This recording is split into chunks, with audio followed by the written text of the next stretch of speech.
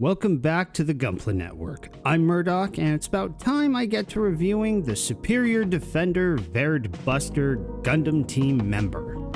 But before we get into it, this video is brought to you thanks to our sponsor, Canadian Gundam. Looking for that next kit or tool to complete your collection? Canadian Gundam's got you covered.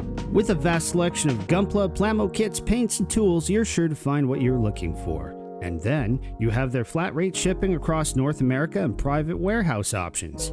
But wait, there's more. Take advantage of the discount code Gunpla Network for 10% off your entire order at checkout. So, I don't have a huge lore dump for this guy. SD Gundam World Heroes started out as a Romance of the Three Kingdoms kind of setting.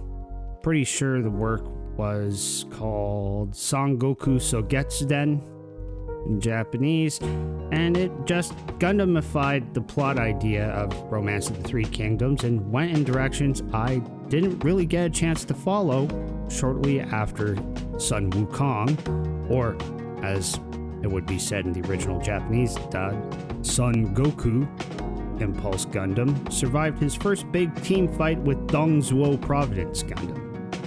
Sergeant Verde and his squaddies had some interaction with the big city, but I couldn't tell you what offhand. I remember more Xiaohudun Tulgis 3 having more screen time working for Cao Cao Wing Zero. Alright, let's talk articulation.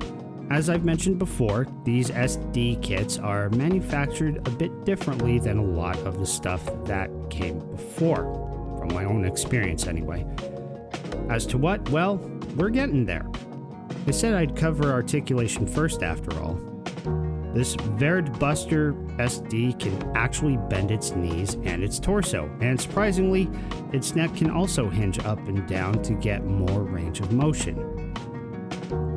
I've found that this seems to be not a unique thing and more of an actual standard feature with the SD Gundam World Heroes line, because my son has the God Gundam, so I got to experiment with that. The next closest SD I have in my collection that can remotely compare to it isn't exactly an SD, or a high grade for that matter.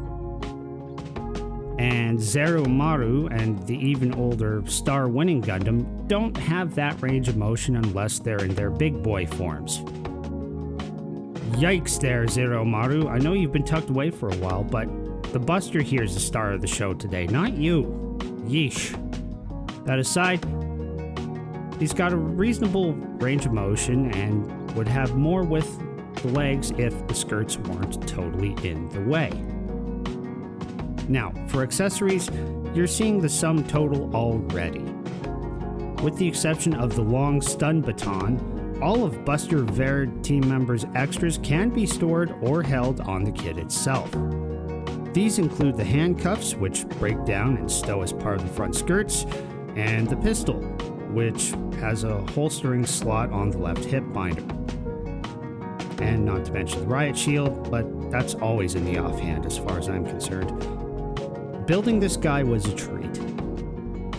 Like any superior defender, putting the actual kit together isn't exactly, a difficult experience. You're spending way more time detailing these guys. Case in point, all the details here, save for like the upper center torso, everything I did with paint.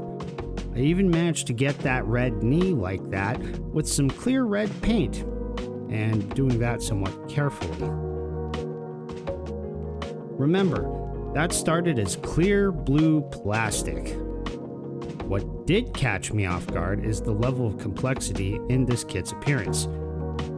It looks far more complicated than it actually is, and manages to hide its articulation gimmicks surprisingly well. However, that also means somewhere else they had to cut features out.